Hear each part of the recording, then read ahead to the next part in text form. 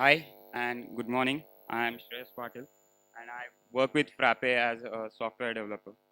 So, quite a lot of features that you heard in the past 1 hour, editable grids, web forms, and all these things. But now, how to actually try these features and actually see whether they are compatible with your customized apps or not. So, the best thing to do is have a self-hosted version of your ERP Next. And today I'll be laying out some of the best practices that you can use for self-hosting your ERP Next. So what you need as a basic component for self-hosting your ERP Next is a server. Now, depend how you would like to select a server depends upon what sort of thing you want to host. So number of users, number of sites that you would like to host on your servers. And all this actually contributes to a lot of factors on how you would select a server. Depending on that, you will either select a virtual server or a bare metal server. Now, what is the difference? In virtual case, you will have shared resources, while in bare metal case, you will have a dedicated server. And these days, we have a lot of server providers which will also provide virtual as well as dedicated servers, bare metal servers, or as we call them. So let's go and see some of the virtual server providers. So DigitalOcean, Google Cloud Platform, Linode, and Amazon Web Services are some of the web providers. Uh, Out of this, DigitalOcean gives you servers or virtual servers as low as $5 per month. So it's a great thing to go along with.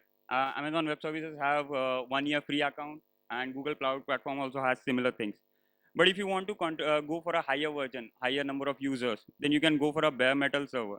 And Rackspace, Online.net, or Hesner are some of the good hosting providers where you can buy a server for as low as 99 euros per month with 96 GB of RAM and three hard disk with RAID backups and all these things. So Online.net is one on which even ERP Next hosts its own servers.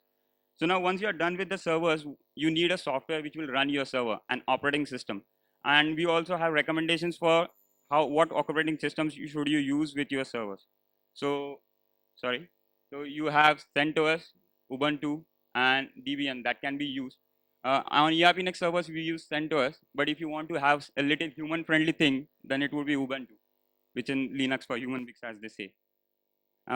Going ahead, once you are done with server, once you are done with your operating system, what you need is now you want to set up an ERP Next environment. And for ERP Next, there are a few basic building blocks. An ERP Next environment requires to have a database for storing your documents. You require to have a web server for serving your web request.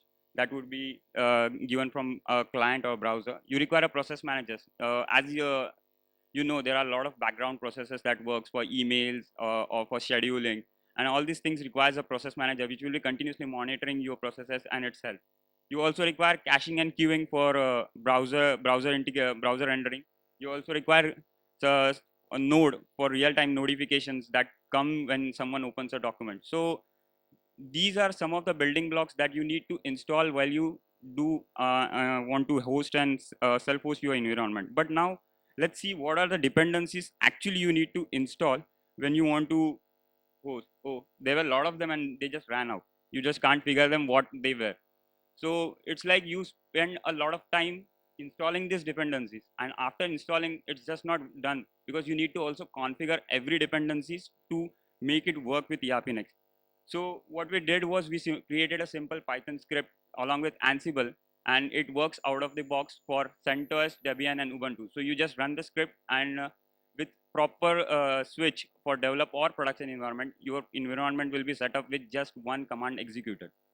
Once you are done with the installation, you will have ERP Next environment and a bench command, which will be installed as a management tool for your ERP Next sites.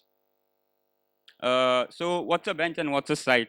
So the sub bench is something like this, similar. It's a holder, a container wherein your sites will always reside. And a site will be something like a connector between your database and your browser client. So this is a multi-site environment wherein you have two sites, brother and sister, and a bench. Uh, Now what happens if you want someday to switch to another environment? Say you are on development and now you want to go for production. So we also introduce a feature called as multiple benches. So now you can have benches in parallel, in which two isolated environment will run at same time. One has a production in your applications, and other will have your development application. So you are also covered on that front. Also, with ERP Next installed, your sites installed, the important thing that comes is getting the updates that are pushed to the ERP Next repository, to the Frappe repositories, to the apps, or to the features that are done. So now updating apps is also a simple command. If anybody would have done it, it's really just running bench update and everything gets there took care of. And if it was a successful update, it's cool, really nice. Self-hosted users, you're sorted out. But if it was a failure, say you failed, then it's fine. Don't worry. We have got you covered in that present as well. Just copy the traceback and post it to discuss, and someone from the community will definitely come and help you out with your problems. So that's with updating the things. Now, we with ERP Next setup, we have on-site backups which runs every 6 hours. So you have on-site backups that runs every 6 hours.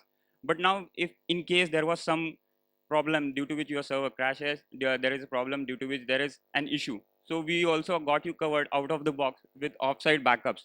So basically, you can integrate an integration for Dropbox, which will upload your backups daily or weekly.